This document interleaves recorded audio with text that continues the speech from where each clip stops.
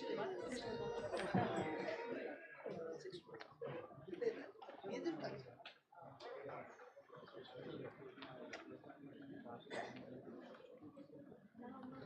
morning all. Suttur ಪರಂಪರೆಗೆ ನಮಸ್ಕರಿಸುತ್ತಾ, seeking the blessing of His Holiness Jagadguru Dr. Sri Sri Shivaratri Rajendra Mahaswamijiಗಳವರು and offering my humble pranam to the lotus feet of His Holiness Jagadguru Shivaratri Deshakendra Mahaswamijiಗಳವರು. Welcome one and all assembled.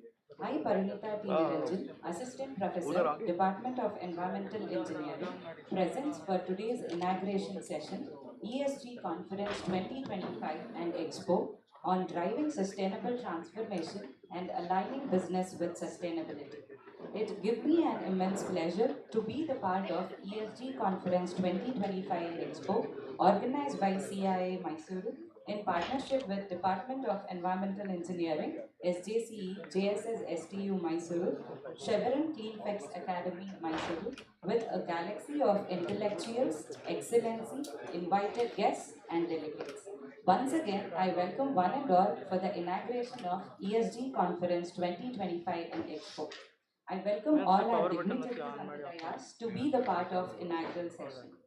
Now I call upon Swara Srikanth from the Department of Environmental Engineering to invoke the blessings of divinity.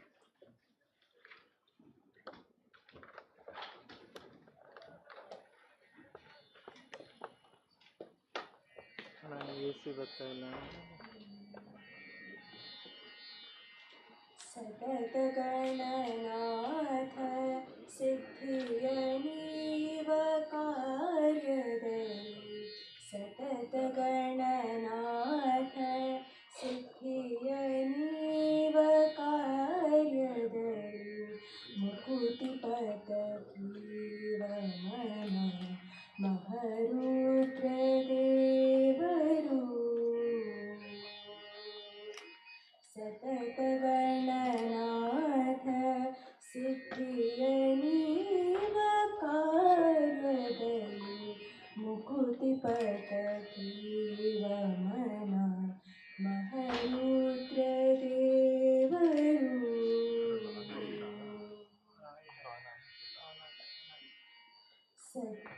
ಸತ್ಕರ್ಮಗಳ ನಡೆಸಿ ಸುಜ್ಞಾನಮತಿಟ್ಟು ಪರಿಪಾಲಿಸುವ ನಮ್ಮ ಪವಮಾನನು ಸತ್ಕರ್ಮಗಳ ನಡೆಸಿ ಸುಜ್ಞಾನಮತಿಟ್ಟು ಪರಿಪಾಲಿಸುವ ನಮ್ಮ ಪವಮಾನನು ಚಿತ್ತದಲ್ಲಿ ಆನಂದ ಸುಖವನೀವಳು ರಮಾ ಚಿತ್ತದಲ್ಲಿ ಆನಂದ ಸುಖವನೀವಳು ರಮಾ ಭಕುತ ಜನರುಳಿಯ ಶ್ರೀ ಪುರಂದರ ವಿಠ್ಠಲನು ಸತತ ಇವರುಳು ನಿಂತು ಕೃತಿಯ ನಡೆಸುವನು ಸತತ ಗಣನಾಥ ಸಿದ್ಧಿಯನೀವ ಕಾರ್ಯದಲ್ಲಿ ಮುಕುತಿಪತ ಕೀರ್ವಮನ ಮಹರುದ್ರದೇವರು.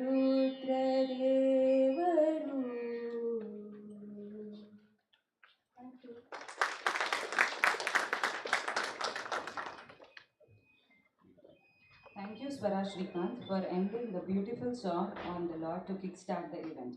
I would now request Mr. Nagaraja Gargeshwari, Chairman, CIA Mysuru Zone and President and Director, Automotive Excels Limited, to welcome the gathering and further proceed the inaugural session.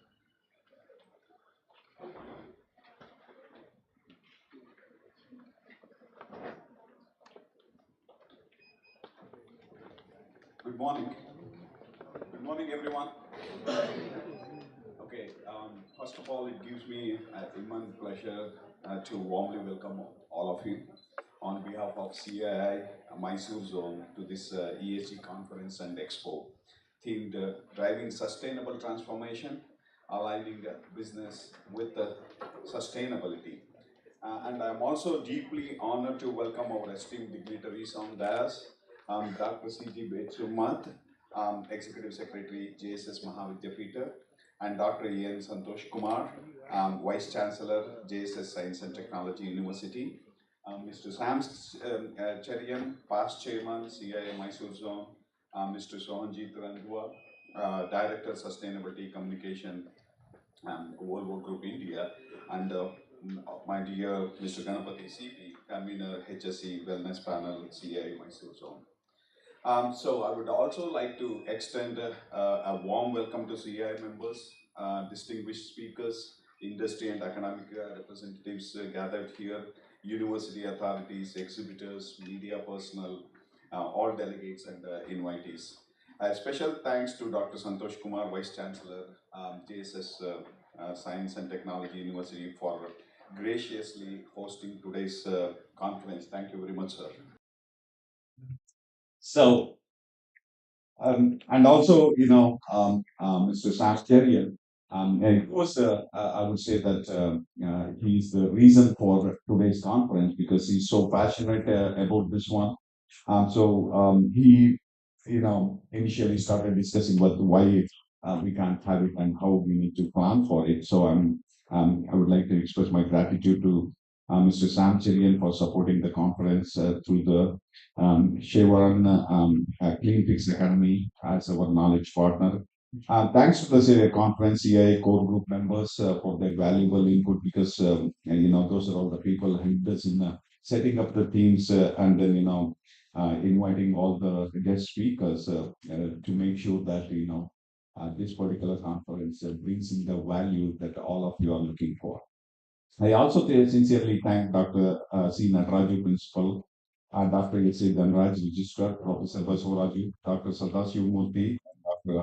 Haraprasad for their continued support in making this conference a success. I know that it's a bit of sustainability. I want you to sustain a little bit more. Yeah. So we are just testing you. So don't worry. Okay, so we are just getting you used to this summer. Okay, so this is the first day of the summer. So no, I think the races are on. It's going to take a little bit more time. So please bear with us. So just a few years ago, a decade ago, sustainability was more like a term. It's a passion, and where you hear only from advanced countries and only the specialist environmentalists they talk about it. Okay, so 10 years is a long way. It has changed. Now what has happened is, we are meeting here. It is no longer a fancy word. It is not just a matter of compliance. It has become a strategic initiative and imperative. As Prime Minister Narendra Modi ji, aptly said, India is not only fulfilling our own climate commitments, but it is also inspiring the world. So India's ambitious goal of achieving net zero emissions by 2070 marks the beginning of nationwide transformation. At the core of this lies collaborating leadership between the business, government, society, education institutions, and everybody. So this is very spirit of collaboration, and this is what today's dialogue seeks to advance. So Karnataka is emerging as a front runner in promoting sustainable and responsible industrial growth. Mysuru, with its strong engineering base, vibrant industry academy, synergy and commitment to cleaner production, and is well positioned to be a model city in this journey. In fact, on the way up, we are telling. So all my the environmental engineers in my company, they are from SJC. So the contribution of this institution itself to the ESG or sustainability is really really appreciated.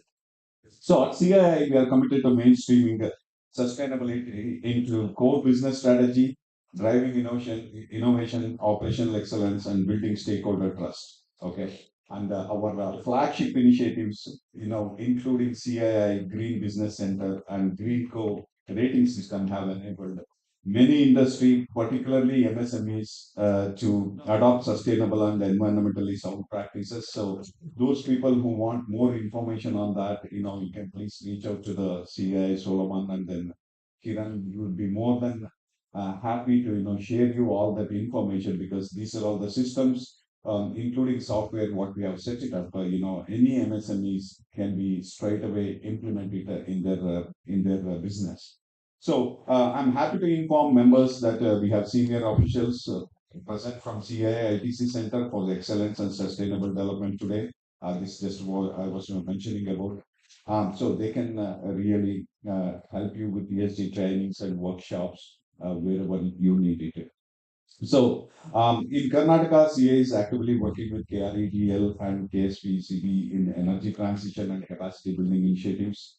So, we are not merely discussing sustainability here, we are building it brick by brick, enterprise by enterprise. So, let this conference be a catalyst for the shared journey. Thank you once again, all of you, for your presence and participation, and I wish you a very meaningful and impactful conference. Now, may I invite Mr. Sam Cherian to see the set context for today's meeting. Thank you.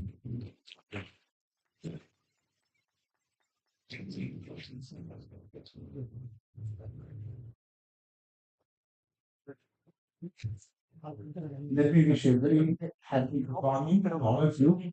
You're all sweating, but I'm sure it's for good. I must say that I owe so much to Dr. Betsurman. Reason, he's the only one who got Mysore the Cleanest City Award. But I'm happy to be here, to have you here today, to inaugurate this or to speak about that your thought process and your efforts to take Mysore to the cleanest city of the country. And I'm quite happy to be here with you, sir. And I must also recognize a lady here, she's somewhere sitting here, Kirti. She has come all the way from Delhi to take part on this, and she's a student of Jesus, I believe. And she is the one who is driving such a large number from small, medium, and large corporations in the country to the journey of sustainability. And fortunately, she advises me and my company, and we could achieve EcoVadis rating. And we are the first Indian MSME could achieve the EcoVadis rating. And the journey is not very easy. And she's been very tough. And I must really thank her. And I also would like to thank JSS institutions that they have a wonderful department of environmental engineering. I got my resource from there. And even automotive accident things, their resource also is from JSS. So your contribution, Swami's contribution to the Mysore city is amazing. It has to be recorded. And we all would like to have a good clap to JSS. And our Vice Chancellor, Dr. Santosh Kumar, was quite kind enough to take us along with him. And I would also like to recognize one Dr. Haraprasad. Is he here in the crowd? He is the first one who we talked to about this when we thought that Mysore needs the journey to start. Because Mysore emerging as a very focus area for the growth of the Indian economy. I wouldn't say that Mysore will lift up the whole Indian economy, but Mysore can contribute through the MSMEs and a few large industries here, because Mysore ecosystem is one of the best ecosystems if you compare with any states in the country. We are all sitting in a situation where we can contribute to the growth of the Indian economy. So we thought we'll have this started here, and that's how we have an academy called Chevron Clean Fix Academy, which is directed by Dr. Baswaraj. He has taken the whole initiative to have this program organized. He's here. Dr. Baswaraj, thank you very much for your contribution. Basically, my job is to set the context. We all know what is ESG, we all know sustainability, but it's much more than that. I thought I'd just take you, all of you, in our journey and the journey of Volvo's, which he will tell you, but it is my job to set the context so that we all understand what's going on here, the whole day program, and we all will go back, take something which we can have it in our life, so we all will become warriors of sustainability. That's my few minutes time to spend.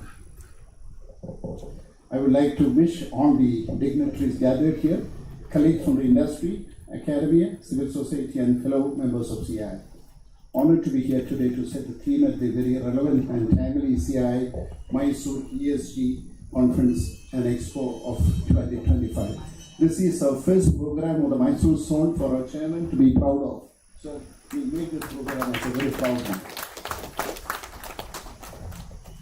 We are in the midst of a pivotal shift from traditional business models to one deeply rooted environmental and societal responsibility. I think our societal responsibility has to be exhibited in our action to see that our environment is protected. That's the job of each one of us. It is not a reporting tool. It's a strategic compass guiding sustainable business growth and long-term value creation. Each sentence I make has got a meaning. In fact, I stand by that statement because we have gone through that and we experienced it. Today, sustainability must be integrated into every layer of business: strategy, operations, governance, and culture. Business responsibility and sustainability reporting, we call it BRSR, has become mandatory to the top 1,000 listed companies reflecting India's shift towards ESG compliance. If you really travel abroad, you can see that, or outside, you can see that the initiative what our leadership, our Prime Minister and the leadership has taken is amazing. We are determined to make sure that India become carbon neutral in 2070, and I'm very, very sure that it will achieve. And I think Mysore as a city, we should achieve much earlier. That's the effort we are trying to do. It's not just about regulatory compliance anymore. It's about competitive advantage, stakeholder trust, and future readiness. India has committed to achieving net zero by 2070, and ambitious, yet it's a necessary path. MSMEs in India contribute 30% of the GDP and 45% of exports, but only 6 to 8% currently have formal ESG disclosures. That's a concern. If I ask the Mysore industries how many have this ESG journey started, I can count in my fingerprints, which we have to change it from today onwards. And the disclosures are showing huge scope of inclusion and growth. I tell you, I would like to announce that I'm invited for the Qatar Economic Forum, like the World Economic Forum. I had an opportunity to attend last year, second time, and this time I'm invited for the Qatar Economic Forum, which is going to happen on May 25th to 27th. That is nothing but for the initiative taken for my ESG journey. Karnataka, and particularly Mysore, has immense potential to lead with clean technology, circular economy practices, and green infrastructure. Dr. Betsutnik has shown in space several years back that Mysore can be the cleanest city, and now I think we have to really take his help to how to bring Mysore back. And all this initiative, what we are talking about, should be towards. Karnataka ranks among the top 3 states in India in renewable energy capacity, and Mysore is emerging as a hub for clean manufacturing and smart mobility. What an achievement we have, though we have not taken much effort. It's coming automatic. That's our mindset. Let's ensure Mysore becomes the ESG model zone for the country. ESG is not only for the large corporates. That myth today we have to take it out. At least people sitting here should have that taken out of their mind. It is not for large industries. It's for you and me also. And you may note that MSMEs form the backbone of our economy, which has to play a major role in our sustainability journey and to achieve our ESG goals.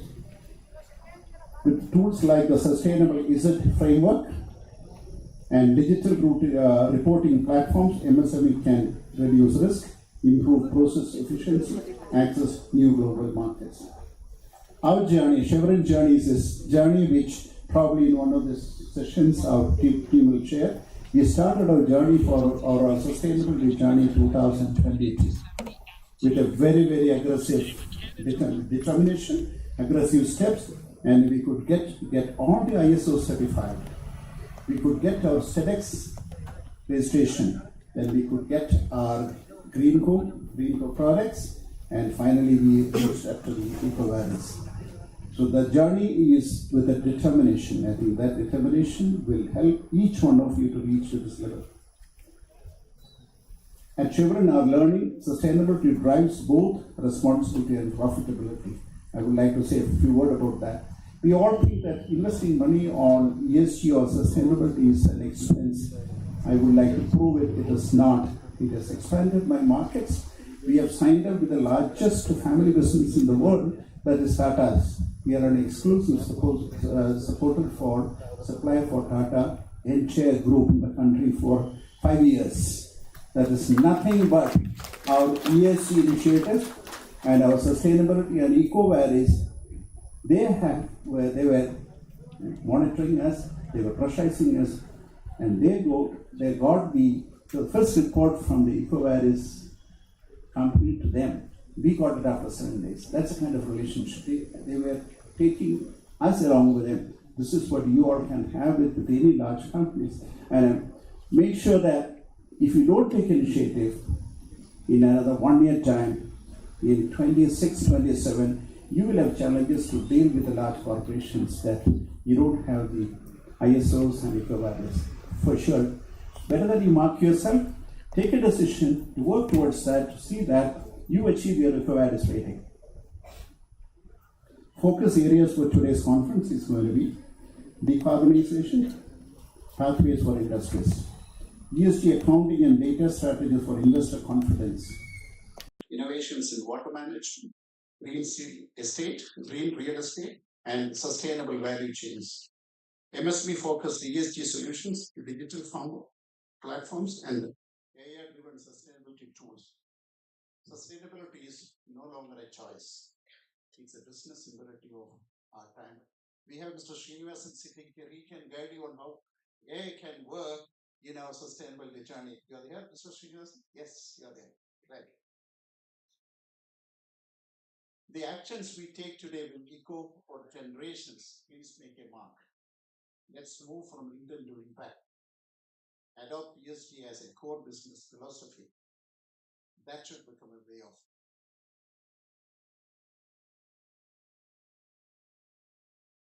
And India into a resilient and regenerative future.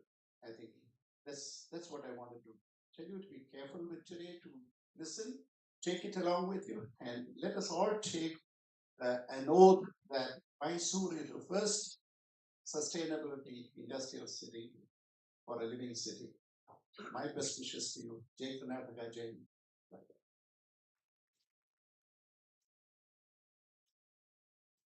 Hello. Now I invite all the dignitaries on the dais to inaugurate the conference by lighting the lamp. Please.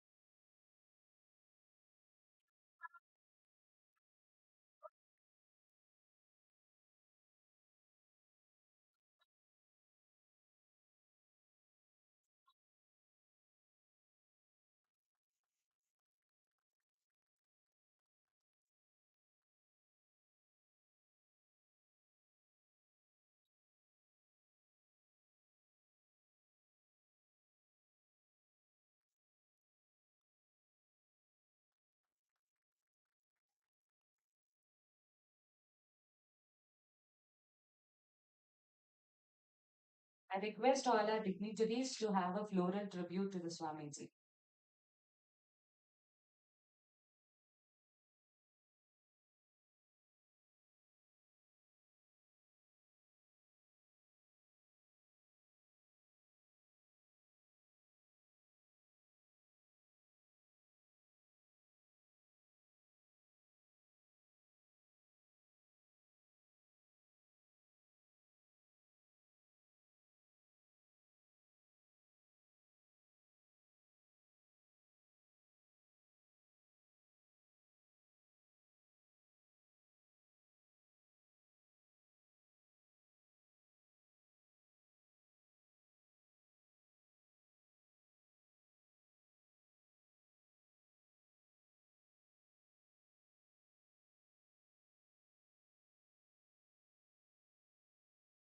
Thank you all.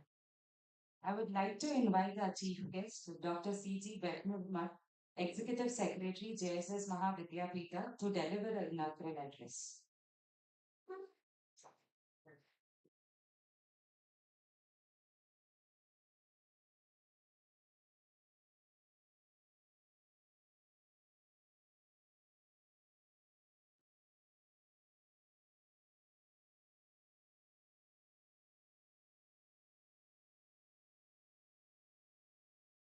Sir, I offer my humble pranams to the lotus feet of His Holiness Jagat Guru, Dr. Sri Rajendra Mahaswamiji. My sincere pranams to the lotus feet of His Holiness Jagat Guru Sri Shivratri Deshikanda Mahaswamiji. President of today's function, Dr. Len Santosh Kumar, Vice Chancellor, JFS Science and Technology University. Keynote speaker and chief guest, Sri Rohanjit Randwa, Director, Sustainability and Communication, Volvo Group India Limited, Private Limited. Guest of honor, Sri Nagaraj Nageshwari, Sri Ganapati, my good friend Sri Shyam Cherian, Dr. Sri Nataraju, Dr. Dhanraj, conveners Dr. Sadashiv Murthy and Professor Vasavaraju, all invitees, dignitaries, esteemed guests, industry partners, faculty members, and media friends. Good morning, everyone. Greetings from JSS Mahavidyapita. A very warm welcome to you all to this most beautiful city, as rightly mentioned by Mr. Sam. This is not only a beautiful city, it is a city of palaces, it is a heritage city, it is a royal city, it is the cleanest city, and all these added together, it is the most livable city. No doubt, during my tenure as a commissioner of Mysore City Corporation, Mysore City got the first cleanest city of India award 2 times in a row in 2015 and 2016. And it is not because of only my efforts. We work together, and cleanliness, you all know that it is not a one day affair. Every day we have to do a lot of things, and everybody is responsible, and a lot of IABC activities are required. IABC means information, education, and most important is behavioral change. First of all, I would like to convey the divine blessings of His Holiness Jagat Guru Sri Shivratri Deshikanda Mahaswamiji, whose vision continues to inspire institutions under the aegis of JSS Mahavidyapita in championing the cause of education and societal development. It gives me an immense pleasure to be with you all this morning on the significant occasion of the inauguration of ESG Conference 2025 and Expo on the theme driving sustainable transformation and aligning business with sustainability, jointly organized by Confederation of Indian Industry Mysore, Department of Environmental Engineering, SJC Science and Technology University, Mysore, and Chevron Clean Fix Academy, Mysore. This is not merely a conference, it is a movement, a collective stride towards a greener, more responsible, and inclusive future.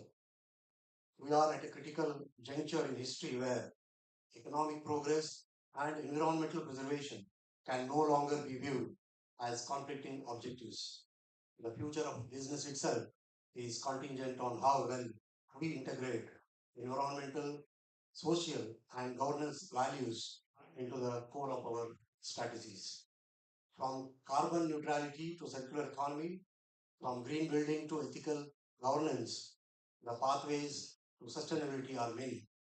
But the journey must begin with awareness, commitment, and most important, collaboration. The global industrial landscape is undergoing a paradigm shift with environmental, social, and governance principles becoming fundamental to business success, resilience, and sustainability.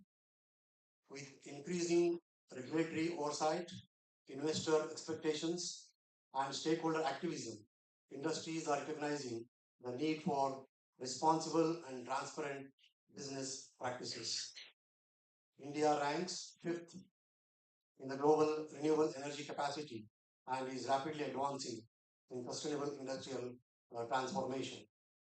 ESG compliance has gained significant momentum driven by the Securities and Exchange Board of India's Business Responsibility and Sustainability Reporting Framework, along with the nation's commitment to achieving net zero emissions by 2070. This ESG conference will serve as a strategic platform for corporate leaders, policymakers, investors, and sustainability advocates to engage in insightful discussions on ESG integration and decarbonization, sustainable finance, and corporate governance best practices. By bridging together thought leaders, and industry pioneers, the conference aims to accelerate ESG transformation in Indian business, ensuring long-term growth and global competitiveness. My sincere appreciation and congratulations to the Department of Environmental Engineering, CII Mysore, and Sovereign Clean Fix Academy for organizing this timely and crucial initiative. Your collaboration is a testament to how academia, industry, and research institutions can come together to spark meaningful conversations and actionable outcomes. It is heartening to see the presence of thought leaders and domain experts, including Sri Sohanjit Randhwa from Volvo Group and esteemed guests from Infosys, Automotive Axles, and Chevron Laboratories, who bring industry perspectives and practical wisdom to the table. Their experiences will enrich our understanding of how ESG is being operationalized in real-world scenarios. At JSS Mahavidyapita, our philosophy has always been rooted in holistic development, where education must equip individuals not just with knowledge, but with values, social responsibility, and an ethical compass. Initiatives like this conference reaffirm our commitment to nurturing institutions that are academically vibrant, environmentally conscious, and socially responsive. This conference, I believe, will serve as a platform not just for exchanging ideas, but for igniting a transformative spirit, one that goes beyond compliance and embraces sustainability as an opportunity for innovation and resilience. To conclude, I urge all of you not just attend this conference as spectators, but to engage as active participants, share your ideas, challenge assumptions, and leave this hall with a renewed sense of purpose to contribute to sustainable and equitable world. Thank you very much and wish the conference a grand success.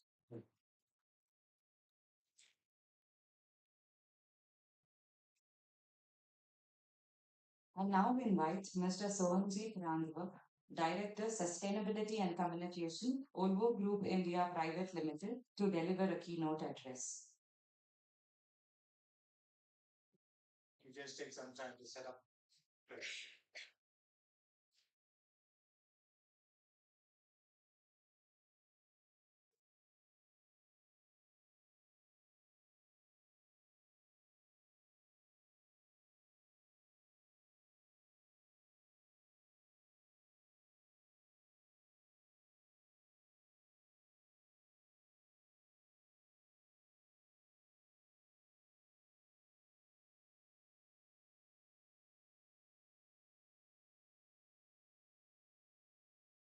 So while the presentation is being put together, allow me to say that I'm very glad to be here. Dr. Betsumar, Dr. Santosh, it's a pleasure to be in the new institute. And from what I hear now, it's a great thing to see that it's contributing so much to the ESG area. Chairman, Sam Cherian and Ganapati, thank you for inviting me to this event. In fact, if you are in the world of sustainability, this is probably one of the many, many, many events which are going on in sustainability. And probably you wonder what more. But the reality is that this topic is at the center of the stage today in the country and the world, and things are changing every year, if not every month. So if you are here again from another forum, you have a chance to talk to people and listen to things which have changed over the last time you heard about this subject. Today, I'm going to be talking about sustainability in general in a short period, but as advice, not because I want to promote my company. I will also share with you the ESG journey of Olu Group as of today, from the high level down to what we're doing in the country in India.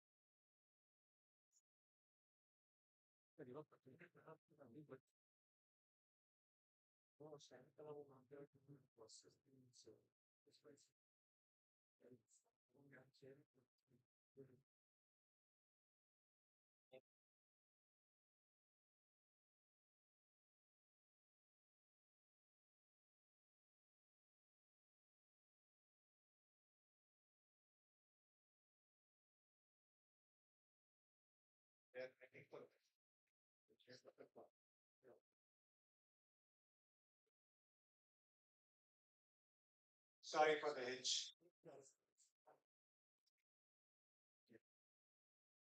Maybe can I have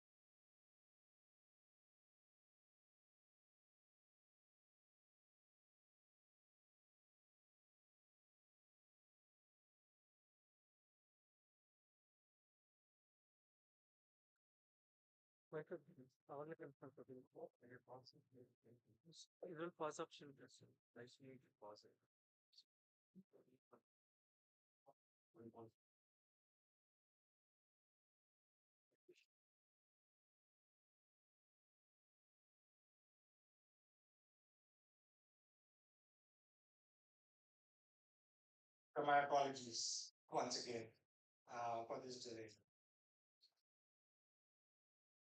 I think most of you have already known a lot about sustainability, and I don't want to get deep into any of the typical subjects. we can talk about it later in case that is required. But you know the subject here that we are facing a lot of issues around climate change, resource depletion, at the same time, our quality of life getting affected due to safety issues, urban congestion, and at the same very time, we have tools to overcome all this in terms of the digital disruption, the pervasive connectivity we have, and all the AI solutions which can help us leapfrog this situation. I think this is the typical understanding you have. This gets more acute for a country like India because not only we have to eliminate waste and reduce climate impact and reduce emissions in our cities as well as the overall global emissions, but we also have to do this while we plan to grow dramatically in the coming 15 years up to 2047 is where our ambition lies. And it's even more important for a region like south of the country, or where we are going to take the greatest share of the growth India is going to face. So sustainability becomes even more acute so that we don't only grow and make life worse, we grow and make people truly prosperous in the country and grow. And these are the items on sustainability. I didn't want to get into each one of them. You may have heard it before. But the landscape of sustainability in the country typically is covered by the blocks you see on the screen today, on the screen now. You already heard about BSR. It's getting stricter and more companies are getting added, even the core version. You have the EU CBAM, which is there for selected industry for now, coming in 26. You have the science-based targets which companies have to meet if they want to follow the path towards net zero at 1.5 degrees or 2.5 degrees, CSR, green energy transition, certification of all kinds, green finance, which is becoming more popular. Carbon markets and credits are getting formulated in the country. Some people are already doing it voluntarily with global certifications. And India is also working on the taxonomy, that is to tell what is green and what is not green in the operations which I do. And currently we have a European taxonomy standards, but India is formulating one, extended product responsibility and the legal secret regulation. So this is the landscape in the sustainability world we are operating in the country, and this is changing day by day and getting stricter. But with this landscape, within that, a company who's trying to go green, for instance, or want to make sure its entire value chain meets the ESG norms in terms of human, governance, social, environmental, and economic aspects, has so many verticals to take care of. You have the entire supply chain from where your components and raw material comes, the manufacturing plants which you have to take care, the entire logistics and transport, which is part of the scope 3. You have the product use, the product itself being used, whether it's sustainable or not. And then finally, the entire governance of ESG from the board down to the authorities and the entire reporting. Every part of this needs to be taken care of. And in an automobile company, the supply chain is extremely complex. You have tier 1, tier 2, tier 3, and tier 4, and the nth level suppliers. Which means you really can't do this without deploying digital tools eventually. And the digital tools will be a range of variety from life cycle assessment to materiality to tracing the material where it's coming from, the reporting systems, to checking emissions of all kinds.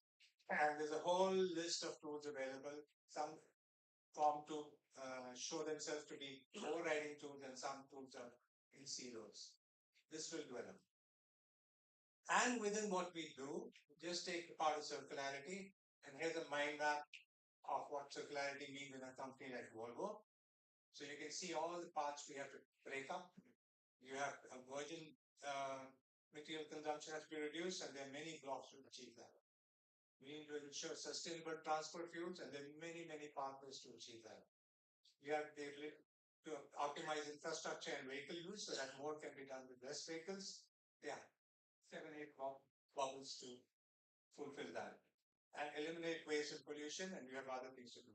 So this is just the circularity area. So you can see the complexity if you address all the things. There are multiple things to do in many areas. And then, while you're doing it yourself, in this entire change or shift towards sustainable development and green transition included, it's not you yourself. There's an ecosystem-wide change, at least as far as our industry is concerned. So you're one part of the story. If the others don't do their work, you can't succeed. So for instance, you look at this electromobility example. We can provide the product, but if the business case is not there for the customer, if the infrastructure and distribution charging is not set up, fossil-free energy is not available, if the supply network is not on, any one of them is below zero, the rest of all the efforts go from Excel. So then this becomes a collaborative effort. So this is another story. So it looks very complex, it's very, very onerous sounding, but the reality is when you start, you don't need to think all this stuff. The first step you take to start, you need to be sure that you know how to capture your data. It can be Excel sheets. Forget all the digital tools for the moment. You need to have a purpose. You may be able to take a leap of faith. You can say, okay, I will meet my targets in 2050 or 2070 or 2040, depending on your sector. And then you need to set some pathways. That's what you about need to do, and you will become part of a larger ecosystem which is doing things, and you will then get a momentum as you go more forward. But earlier was the final parts. This is where you start. But then many a business can ask this question to themselves. Why do I need to start and transform? Because typically, depending on what kind of a business you are, you can say that I've wait for the larger companies to kick off. Then I will start. I don't need to start. You can say that the business case is required. I'm a business, not charity. So I'll wait when my customer is ready to pay a premium. And typically in the entire story of moving towards green, there's a big fight between, in all cases, whether it's steel, whether it's aluminium, whether it's a vehicle. The question is, will this guy give me a premium on the green product I give? And the guy who's buying, he said, is the supply there? And between them, they do nothing. That is why either the government has to come in the middle, or aggregators have to come in the middle, or people like CII coming together, facilitating the both sides to come together on the table and commit to a common future and build a scale. So, question is, if you, like Sam Cherian said, that if you want to wait before you start, it may be too late. It's time to start. And the most important thing is, even if regulations and everything are not in place, the expectations are rising across the world. As Sam Cherian again mentioned, your customers may not be putting everything in place, but the fact that you are on the path and you are future-proofing your business, they feel future-proof themselves. A new person joining from a university to a company is probably going to hesitate to join a company which seems to show very low level of commitment to ESG or a higher purpose in the business they do. Especially because of the amount of information going around the world through social media, otherwise, nobody is anonymous. Once upon a time, you could be a B2B company in a small rural setup and nobody will know you. But today, if you do one thing wrong, news can go around. So you really cannot be anonymous in these days anymore. Sooner or later, somebody will catch up with you. Same with investors, same with the government. Expectations are rising. So even if things are not in place, you need to start. So here I will get into the ESG journey with Volvo Group. I know I lost time and I'm trying to fight to do things in the allotted time. So I'll move a little fast and hopefully I'll still make sense. So just to let you know, in case somebody doesn't know, Volvo Group is manufacturer of trucks, buses, construction equipment, engines, and financial services we offer. Volvo Cars is a cousin brand. It is not owned by Volvo. So just to make it clear where we're coming from. So our commitment started during the COVID times, where when things were going down, our management, and this is the first step to be taken by any company, committed itself that we will strive toward the future, which is 100% safe, which means nobody should be having a fatal accident because of a Volvo vehicle, which is 100% fossil free. There should be no carbon emissions. And 100% more productive. It means if we can move so much goods with so many vehicles, we should be able to move double the goods tomorrow, that many vehicles. This is the kind of future which defines our sector's world of being more sustainable going forward. And the ESG setup which we have is broken up in this chart. Maybe a bit small for you to read, but you can see the elements which belong in our kind of a framework for sustainability. Safety, which I already mentioned about, 100% safety. Maximizing human potential. It's become very key for a company like ours that people are able to give the best in the company for the demand on innovation, flexibility, and agility required these days.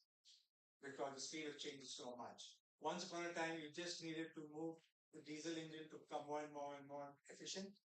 Today, we have a diesel engine, we have hydrogen, ICE engine, we have fuel cells, we have battery electric, we are working on logistics, overall optimization services, we're working on metaverse collaboration between sites. The amount of streams under which a company like ours has now started working in the R&D center itself is gone from 2, 3 to 50 different streams on which, and all of them don't have a clear path. You have to develop. So it's very exciting, but you need human potential to be maximized. Then responsible business behavior, engage in society, turn our production to fossil free, and step change circularity, all things you see there if you could read it. And it's important from a green transition point of view because transport typically changes in different sectors. Is about 13 to 14% in heavy duty emissions, the overall sectors. Within which a Volvo trucks climate footprint would be like this chart. So 90%, majority of our carbon footprint comes from the product in use when we sell it. So our trucks and buses and construction equipment. The amount of impact of a manufacturing footprint is much smaller and logistics bigger, but still much, much smaller. But that doesn't matter because tomorrow, already today, we sell a lot of electric trucks globally, electric buses. And now we started selling in India to electric construction equipment, LNG, bio-LNG. So when the big product pie comes down, the others one will become bigger, the logistics and other areas. So we have to attack all fronts going on. So this is our clear path. By 2040 is when we become net zero, the entire net value chain. All our supplies to the nth level to our product in use. And we have started the journey already with already putting in on the road hydrogen vehicles, electric vehicles, and biofuel vehicles. Already in India too, we have electric vehicles I mentioned, including hydrogen coming next year as a test pilot for the country. So anybody starting the journey at Volvo today is actually part of becoming an architect of change. Because 15 years from now, we would be net zero in this future. And everything will be either battery, hydrogen, fuel cells, or biofuels. But I will take a little deep dive in the purchasing process, the supply chain management process. I think I imagine that many of you would be more interested in that here, but now I see probably that is true, and then probably our students. So I hope it will make sense. So our high-level purchasing targets are basically around these areas, which is from ESG point of view, the code of conduct, which includes all social aspects, human rights aspects, the sustainable minerals program, making the entire supply chain neutral, taking aspects of the materials being used, removing eliminating materials which you don't want, and having the traceability of all the material which is being used, which means right from the day it is mined to the point where it is used. So this is the world with which we operate with our supply chain and measure it and monitor it. And so the typical environment in which we would be talking to a supplier would be on these parameters that you see on the screen, which includes human aspects, environmental aspects, as well as health and safety. And within this, we have set up clear targets, which says we already crossed 25% reduction in carbon footprint. By this year, we will. I will show you Indian figures later. And by another 5 years, it will be 55% drop in the carbon footprint of a supply chain, and then 100% by 2040. And the action is already on. And this is not happening globally only, it's actually happening in India. And within these targets, which is very important, because setting targets is the number one thing. First of all, management commitments, then setting targets. Is a target for every component, every material which we use. Typically, the main ones being steel and aluminium and the batteries, all these areas. So we have a clear path under which we need to bring down our emissions to zero.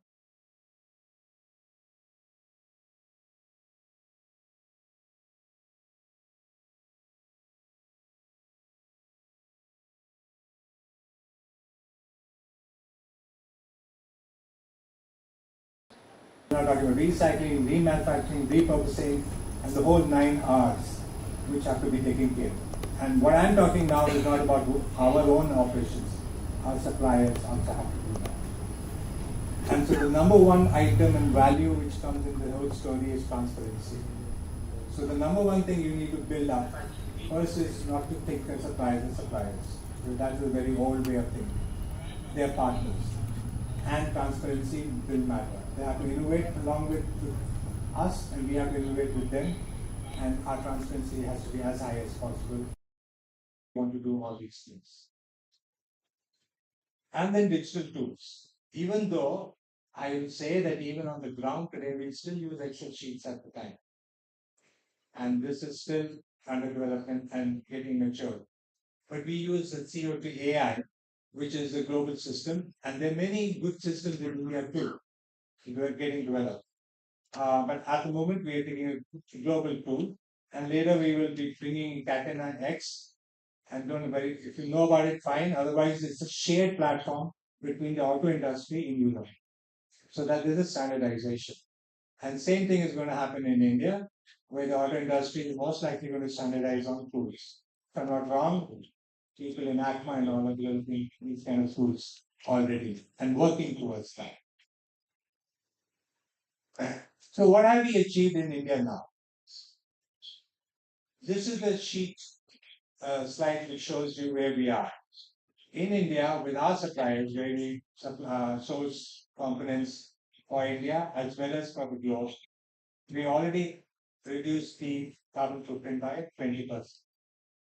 And as you see, we've also introduced fossil-free products, which means our cast iron from Brakes India, we have now introduced the steering rods, and we have introduced another casting, fossil-free going to global units. And this is the first from any other country outside Sweden where somebody is building such fossil-free components in Volvo too. Thereon, this year, we will get down to a target and we will achieve this target of being 35% reduction. This year, we will also move towards covering all our castings will be fossil free, and we will start piloting steel, aluminium, and forgings to be fossil free in India too. Which means we are talking to our supplier partners, and there is a lot of good work happening in aluminium, etc. And the coming years, we'll get 100% casting fossil free in the next 5 years, and we will have at least 60% of our procurement from India and aluminium, steel, forging as fossil free. As you see, this target 5 years back was looking like almost crazy target when we heard about it. But today it's actually happening on the ground. And this is one example where, along with Brakes India, we introduced green plastics. And I'm just showing this example, not because it will achieve a lot of savings for us every year of 8,500 tons. And if this was to be replicated across all other similar companies, it would be 223 million metric tons of saving in industrial carbon footprint. The thing is, the way we are working in this entire journey is that we have identified all our key suppliers and we have a monthly meeting on sustainability, which is coupled with an aspect of innovation. Because when you shift suppliers and ourselves towards being green or towards sustainability goals, some parts are easy, but some parts need massive changes, like the process. So you need to change the preheater in a to electric from a fossil fuel. You need to change processes. Very often you need to also, you could tie up with institutes like yours or IISCs who will give solutions and have solutions. So this is the entire thing come, and we actually build a patent so that we can avoid using pig iron in the case of the Breaks India casting before we could achieve 100% fossil free with the company. So you suddenly need skills, not just to purchase and negotiate. The purchasing department in our company now has PhDs in different metals, in different processes, because they have to not only buy, they need to transform the supply chain. And what are the learnings? This is the last 1 or 2 slides. Our learning is that building awareness and driving action, a very straightforward, stupid sounding statement, but to be in a project mode is critical for this to be done. In each of our each trials, we have one person identified as a sustainability champion who takes ownership. Luckily, electricity, if you get access to green renewable, it's almost 90% of your green consumption. But then there's still 10% to take care. But this gets very complicated now on, because scope 3 is very complicated. You have tier 1 supply, but then it goes down and down and down to the point you don't know what is getting spent. Things can come from anywhere and get this disappears. And you are unable to report where did the materials actually originate from. So tools like blockchain and all will become even more important, and there will need to be much more integrity and certification required across the board if we really want to achieve this kind of a strong supply chain integrity in our system. But of course, time is available.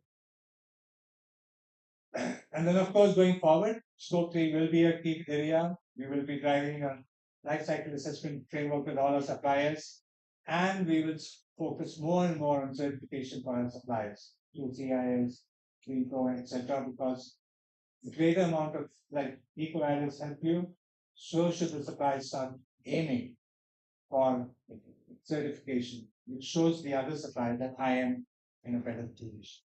This kind of competition, this kind of ecosystem is the only way to change, because we can't go to the entire end and achieve this. However, in this entire journey, it's not only about simple things to do as a business. There are some soft things which are key. One is we have to become data driven, because data is becoming more and more key if you want to take control of the entire process.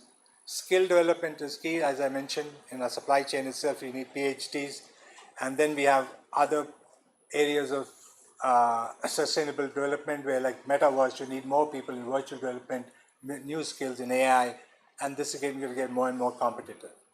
And the right culture. The ability to collaborate and partner is becoming very, very critical, because I haven't shared you everything we do, but for instance, now we need automation in our vehicle, which is to make vehicle more efficient. It requires partnership with NVIDIA and Aurora, batteries with Samsung, hydrogen infrastructure with another company. And we have made even a joint venture along with Daimler, who is the biggest competition of ours. Without that, you can't go ahead alone. So this is pretty much the story of, at a broad level, within 15, I don't know how much time I took, it took more than 15. It's okay. In this time. And if I have time, I can show you a movie, otherwise... We are running. Yeah, so at this point... always do it during the... Yeah, so we can stop now. And I hope I could manage to deliver some information to you, which could trigger off some thoughts going forward. Thank you very much.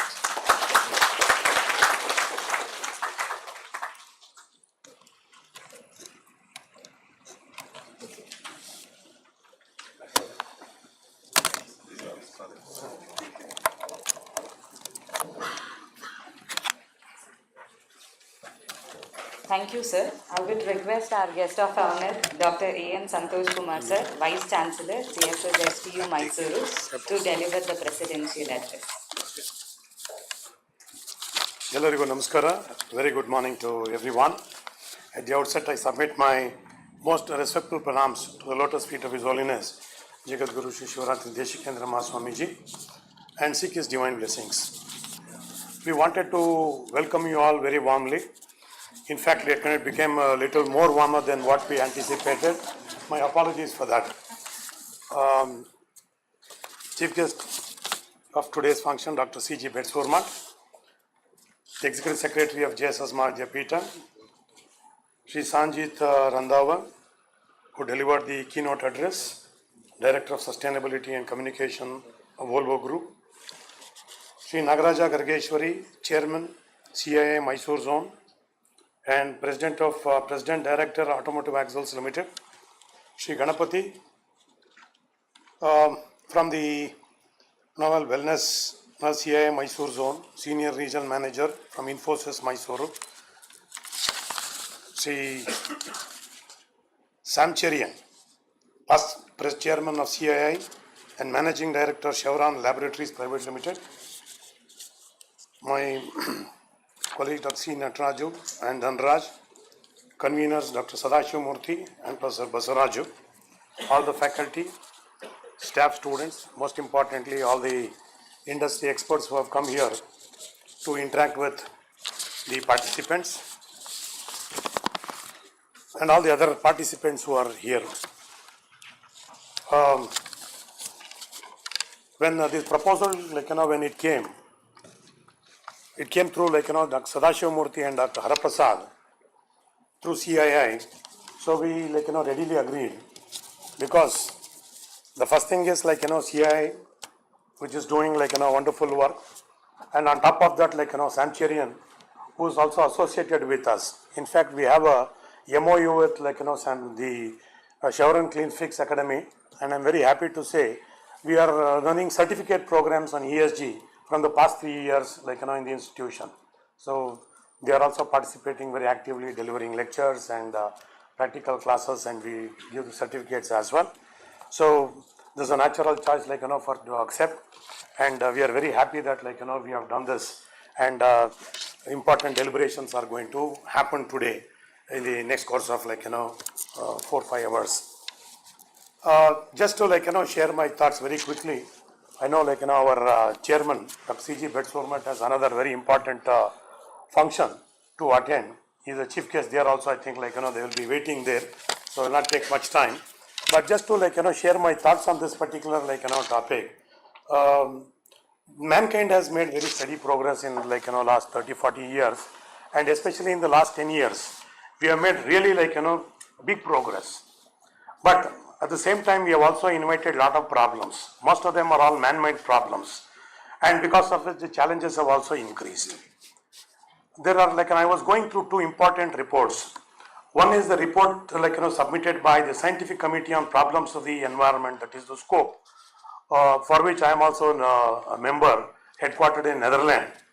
This committee has identified several major environmental issues, which include climate change, biodiversity loss, pollution like air pollution, water pollution, plastic nowadays, then deforestation, along with issues like food waste, ozone layer depletion, land degradation, and water scarcity. This, this organization SCOPE is doing a human service, trying to bridge the gap between the scientific knowledge and the policy making, ensuring interdisciplinary collaboration, addressing global environmental issues with limited resources, whatever we have. The problem of the key challenge here is to effectively communicate complex scientific findings to the policymakers and to the public to make informed decisions. So on one hand, we are investing money on a lot of research activities, research and development, but the outcome of this is not reaching all the policymakers the way it should reach because of various reasons. So there is an issue there. So one of the answers to all these is the green initiatives, which can reduce negative environmental impacts and which also promotes sustainability. The other report which I was just going through was the global edition of the Sustainable Development Report, the SDR. I think most of you are aware of this. This year some of the key highlights, only one or 2 points I'll mention. It says on an average, only 16% of the SDG targets are on track. Only 16%. which are to be met globally by 2030, with the remaining 84% showing limited progress or even a reversal of progress. This is very concerning, right? Well, we all talk about sustainability, and it is, as he said, rightly said, it has become a fashion to include sustainability word everywhere.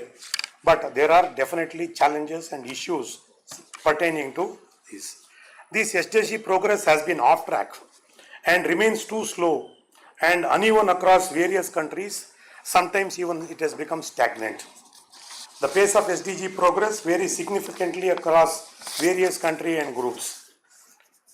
The sustainable development remains a long-term investment challenge. Mr. Samcharian said investment is not a problem, if the money that you are going to spend is not a major problem. For everyone, it is not true. That's what, personally feel. There are certain issues when you want to incorporate and, build in certain, sustainability process, we require certain money, right? Some companies can do, but not everybody can do. Some individuals can do, not all individuals can do, but people who have done it have found very promising results, positive results over a period of time. So short time, if you want, you can't achieve it. But long term, definitely objectives can be met if there is a real time investment, and for which various organizations, the government should also come forward to. One of the major challenges that we are having now is the metrics and monitoring mechanism that we have for measuring these SDGs what we have today. So it's not uniform across the globe. It's not uniform across this country. In different states, they measure their sustainability initiatives differently. This also is a challenge. So the SDG targets related to food and land systems are particularly off track throughout the world, as we all know. Globally, as we are now speaking, globally 600 million people still suffer from hunger, right, which is a major concern. India's position, coming to achieving the United Nations goals, has been both in terms of progress as well as certain setbacks. According to the latest SDG India Index released by the NITI Aayog, the Global SDG Report 2023, India ranks 116th out of 166 countries which are participating in this. So which is not speaking too well of the country. Big country, we have our own issues and problems, but this is where we stand. Despite progress, around 6 to 10% of Indians still live in extreme poverty. India accounts for 1/3 of the global stunted children. Malnutrition is a major problem. Inadequate public health care, low doctor-patient ratio, and high out-of-pocket expenditure is adding to the problem. Coming to the education, where we all come. Quality education, we are trying. The government of India has come out with the NEP, the National Education Policy, which is not followed across the country. Different states have reservations about it, so that's also not being followed. Over 50% of the 10-year-olds can't read basic text in this particular country. Again, concerning. There is a digital divide, rural-urban gap in access on online education. This again is another concern, and we also have a high dropout rates, which NEP is trying to address. One of the lowest female labor force participation globally. Over 40% of India faces water scarcity even today. 70% of electricity comes from fossil fuels. I was talking about renewable energy challenges what we have. 14 of the world's top 100 most polluted cities are in this country. So when poor rural infrastructure, India spends only 0.7% of the GDP on R&D. Only 30% of waste is scientifically treated. And there is a slow transition to green technologies. Just in 2001 to 2020, we have lost 2.6 million hectares of forest. Over 30% of the land is already degraded. I only raised a few of the concerns which needs to be addressed today, not only by the government but by organizations like CII, institutions, academic institutions like ours and across the country. We have come out with certain initiatives. As I said, we have come out with the certificate program along with the Samcharian and his company. Apart from this, I am very happy to say that we have integrated our curriculum with sustainability now. So students know what is sustainability right from their first semester onwards. Research and scholarly articles contribute to all the 17 SDG goals, and regular workshops are conducted to create awareness. So the major issues which are concerning, I think I can go on because of the time constraint. They only appeal to everyone here. It is individuals' responsibility, not the responsibility of CI or the government or some of the institutions. It is individuals' responsibility to do. We have to reduce our consumption. You have to reuse items, recycle properly, conserve energy, conserve water, choose eco-friendly products, eat a plant-based diet, right, to come down with the carbon emissions. So support gas, support local businesses. There are a number of things which the government has done, starting from Swachh Bharat, Ayushman Bharat for health, then PM Ujjwala Yojana for clean fuel, National Education Policy, which I mentioned, National Clean Air Program, etc. So number of initiatives are already there. But one thing which before I leave, I'd like to say, over a period of time, we have all become a greed-based society, from a need-based society. All the problems, what we are having today, in terms of what we are, discussing today, in terms of sustainability, environmental degradation, and all this, is all because of the greed. We want instant gratification. We want everything, to happen in our lifetime and immediately, within 1 or 2 years. So, which is not possible. And the public-private partnership will be very crucial for this. I leave you with one thought. We have not inherited this planet from our ancestors. That's what a lot of people think. We have definitely not inherited. We have borrowed it from the future generations. So it is our duty, responsibility to give it back to them, right, with interest. That is to give them clean planet, green planet. Right? Let us do our bit in managing the environment and handle the sustainable initiatives. Thanks for giving me the opportunity. I am very sure with the involvement of CII and all the experts who are here, this ESG conference is just the beginning here. It is going a long way. In coming days also, we'll take the lead and we'll also organize more along with CII, these kind of programs to benefit one and all. The only way is to create awareness. We have to educate more and more number of people. We have to keep talking wherever we go, along with our family members, along with friends. Wherever we go, the sustainability concept should definitely be promulgated. Thank you very much for your time. Thank you, sir. As we come to the end of the inaugural session, I invite Mr. Ganpati CP, Convener, HSC and Wellness Panel, CIA Mysuru Zone and Senior Regional Head Facility, Infosys Limited, to deliver the concluding remarks. Thank you. As we say, we must make Mysore city the cleanest city once again. And I must acknowledge Dr. Biswath for, under his leadership, Mysore city being the best cleanest city. As an industry, as a CI, member industries, other organizations, we must take a oath that we keep our surroundings clean. However, we keep our campuses clean, but we are neglecting the fact that we are not doing justice to the city. I think we urge that we get back and make Mysore the cleanest city once again. And as a company, we have taken a oath for cleaning up the surroundings once in a quarter, and we have just concluded our cleaning drive. And within an hour's time, I can say that we have collected about 1 ton of waste from around the campus. And this, not only that, we present it to the CMC and the MCC that what the work we are doing there, doing. So I urge all the industries, we will get back and make this Mysore the cleanest city once again. Good morning, ladies and gentlemen.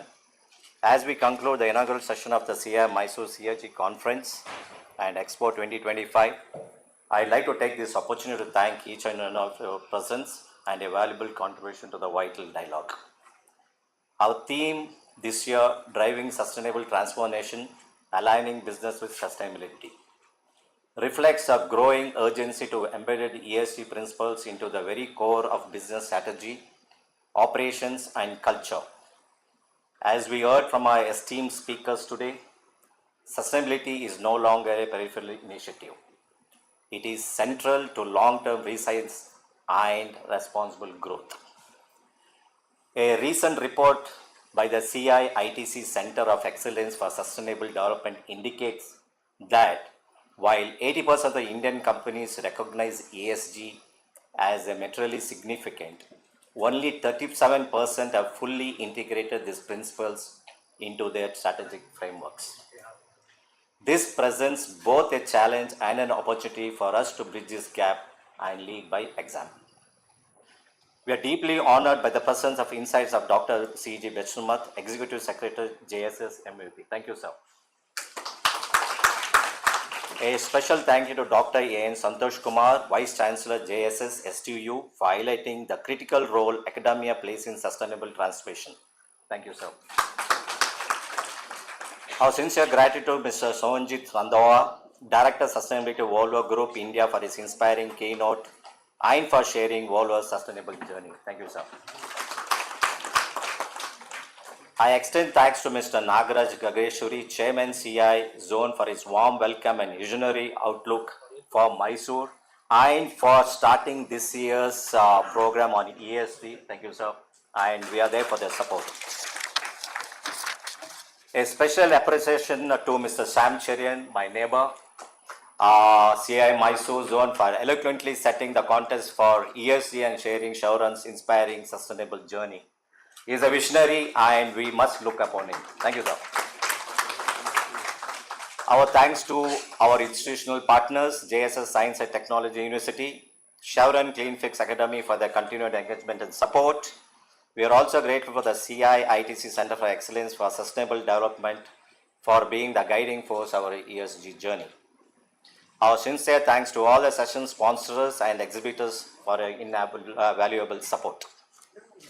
We also acknowledge our sponsors whose commitment to ESG is truly commendable. JMS Biotech Private Limited, GOE EVA, Orb Energy, Parvanir Engineering and Consultants Private Limited. Your support stands as a testament to the dedication to responsible, sustainable business. To all our distinguished speakers, thank you for devoting your time and sharing your insights. Your contributions are instrumental in driving collective actions for us. To our audience, your enthusiastic participation demonstrates that Mysore is not only ready to embrace sustainability as a vision, but also an actionable agenda. I'll be failing in my duty if I don't thank Mr. Solomon from CI and his team members, Mr. Kiran and Mr. Guru Prasad, for their support, dedication, and hard work. We must acknowledge their value that they bring to CI office. Thank you, Mr. Solomon. Now I request the chairman to kindly present a token of appreciation to our eminent leaders.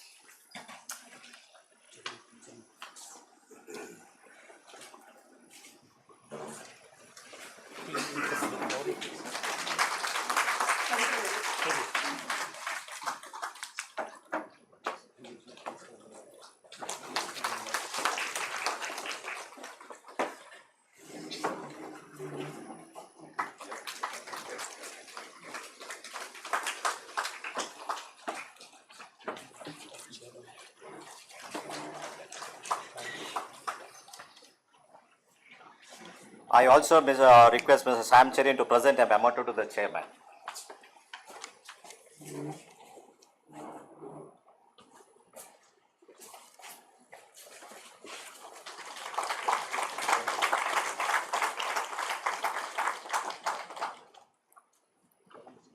Thank you. Thanks again.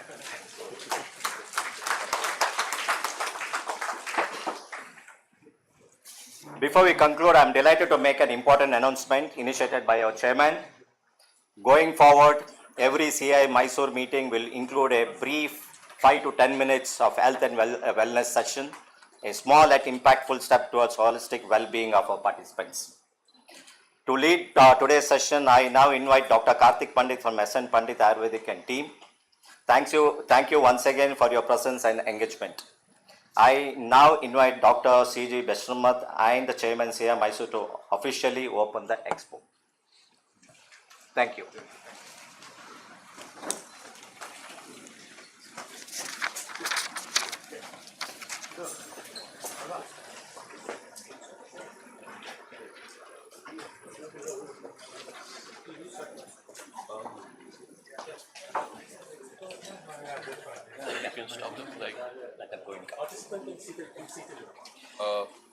Participants can please be seated, please.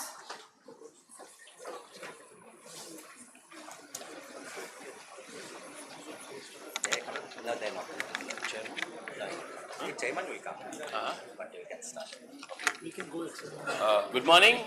Can we have some attention, please?